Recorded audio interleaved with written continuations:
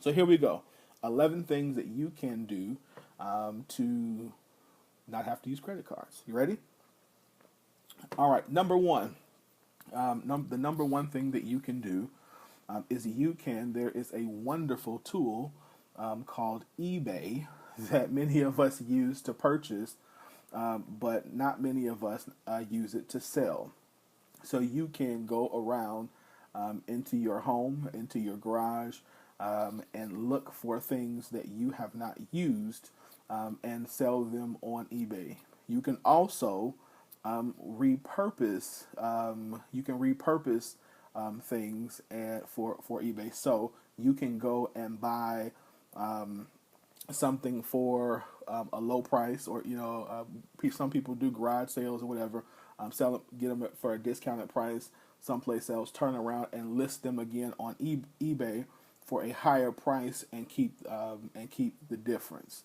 So that's one thing that you can do in order to generate some income that specifically is for the holiday season. Number two, Facebook just launched. And if you're on my email list, you got an email Saturday about the new marketplace, and most of us probably saw it because it's where our inbox button usually is if you're looking on your mobile device. But Facebook launched, marketplace on Facebook, which is a place where you can directly buy and sell between you and other people on Facebook. This is a wonderful opportunity to put your business product, to put your business service on Facebook, which is a place where a lot of people are, and so they're able to see your product, your service, whatever it is you're trying to sell. Also, a garage sale. I likened it to a online garage sale. So again, there are a lot of things that you have in your house, and and if you're going to do a garage sale, I would say hurry up and do it, especially if you are in a state like mine that is starting to get cold. You want to do that right away, so that way you can take advantage of the weather that is left. But again, both of these things, the two things that I just said, have a minimal cost to them. So you will want to do some marketing, advertising, signage, things like that.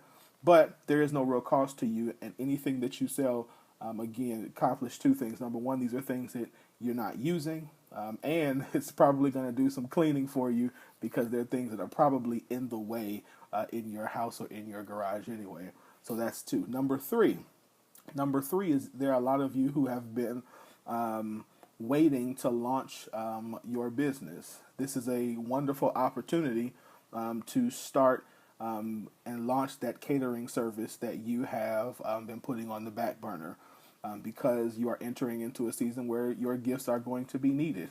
So whether you have a product or a service that you can use, this is a great time to launch that. There might be a little bit more cost to that, but even if you could begin to generate an additional $500, $1,000 a month, that would offset whatever it is that you are going to spend or borrow for the Christmas season. That's number three. The number four idea is you can begin to collect coins, and this is one that I definitely like to, if you have children, like to have them participate in, because you might not, we walk around all day, and I know I do at least, and I have like quarters, dimes, and nickels everywhere, and sometimes, if you're not paying attention, you see them and don't pick them up or pay attention to them. Well, this is a time where you need to be taking those things and collecting them. I have a tub in my house. I have that's just for coin. So building that up as one form of savings is another way that come this time of the year, you can then take that coin, take it to a bank or wherever it has, if you want to roll it, or if you want to use a machine that will roll it, that you can do that. That will help you create some extra cash for the holiday season. Number five. Here's number five. The number five thing you can do is you can start rounding up on all of your purchases and then transferring the difference to a savings account. So you went to the store today and you bought something that cost $2.51. In your checkbook ledger or register, you can put that you bought something for $3, and so that 49 cents you transfer to your savings account. And if you do that every day, you will begin to see you can see how that money can add up. There is an app, I believe it's called Digit, I believe, that does that for you.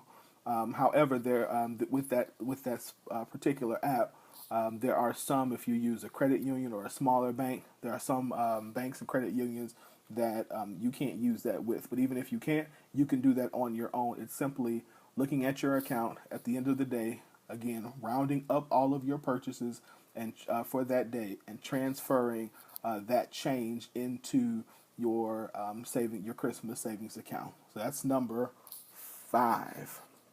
Ready for number 6? So number 6 is you can begin to auto deduct a certain amount into your Christmas savings account. So again, hopefully we all have a savings account that is for Christmas again, and you can auto deduct it directly from your paycheck into that account. So you're again, it's something that you don't have to do; it's automatic, and you can you can know that it's going to be there. That's number 6. Number seven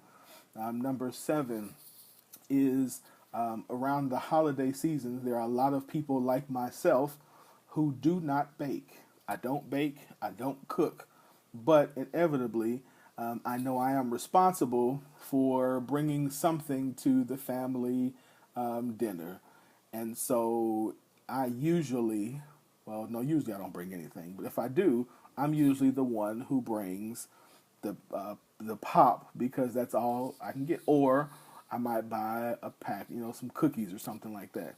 This would be a good opportunity for people for you all to sell your baked goods to people like myself who don't cook, but still want to participate and still need to participate in the family gathering for the holiday season. Plus, we all, if you work for a company, most companies have holiday parties and things like that. So you can offer your service to cater again, or provide whatever dish that that grandma taught you that nobody else knows how to make better than you.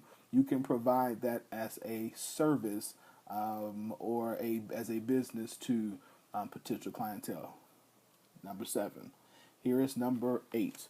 Number 8 is you can join a what's called a multi-level marketing company. Now, before everybody goes, "Oh my God, I can't believe him," there are some good ones out there, and there are some good ones out there that have good products, good services. They pay out good, and they're not doing anything bad. That is something that is a low-cost business that you can start. And quickly, if you work it, you can make some money again, depending on which business you choose to go into. So that's number 8. The number nine thing you can do is you can reduce your cable, your cell phone, your gas expense, and your restaurant food expense. Between those 4 items alone, most of us can make some significant savings and begin to use that money or redistribute that money into our Christmas savings account so that we don't have to, again, use credit cards or anything like that. Number 10. Number 10 is probably the first thing that you need to do because this will let you know from how you're going to handle the rest of them. So number 10 is set a budget for how much you are going to spend, whether it be per person or total for Christmas. So if you know that you're only going to spend, you can say that I'm only going to spend, or I can only afford $500 worth of things, $500 worth of gifts this year, that you know that you have to evenly distribute that between all the people who you are going to buy gifts for. If you want to say I'm only going to spend $50 per person, and you know that you have to buy for however many people, then you multiply that $50 by that number of people, and how much money you are going to need for the holiday season in order to, again, not use credit cards, not use check cashing place, not having to take money from your savings account. All right. Number 11. Number 11 is become an affiliate for a business. So what that means is, and I'll use myself as an example.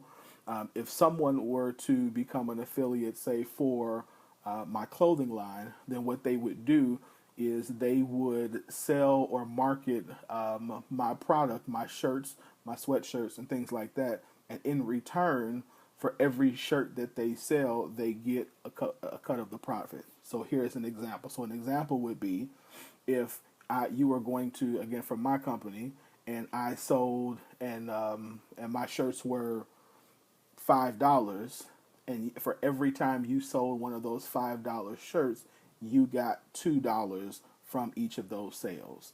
So you are marketing, you're doing the advertising, whatever it is that you do in order to make those sales, but you are an affiliate. You don't own the company. Again, you are just an affiliate of the company, and somebody who sells the product, and in return you get you get a fee or whatever for cut of the profits for doing that.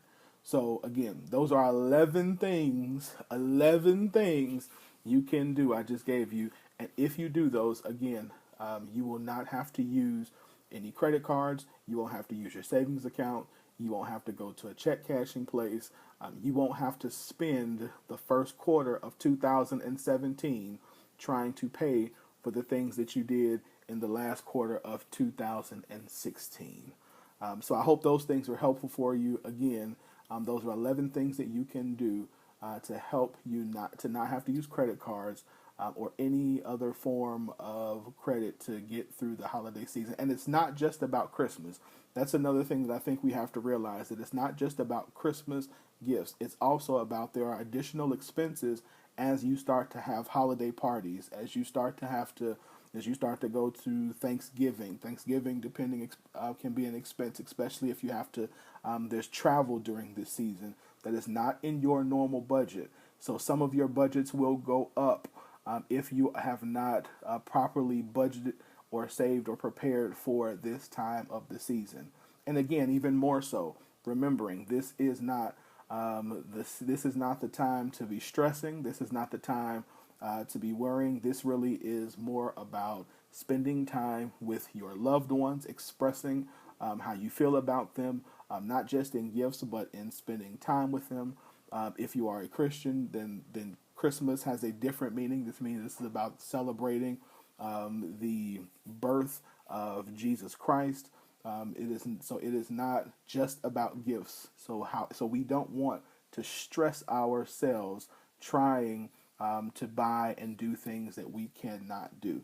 That's not beneficial, and that's not something that we want to continue to do. That is a cycle that we need to definitely get rid of. So again, do the best that you can. We just gave you 11 things that you can do that to help you not have to do this. Ultimately, this is about budgeting, and this is about preparation. If you can put the right budget in place, then you can save yourself a lot of stress and a lot of strain, and not have to worry about this. All right. Lastly, here we go. Once again, if you have not signed up to be on the Money Mentor email list, please do so today. We are starting another 30-day money makeover very soon. I like to get to a certain number before I start again. So all you have to do, it's free, is send me an email to themoneymentor1@gmail.com. It's themoneymentor1@gmail.com. And all you simply have to say is sign me up.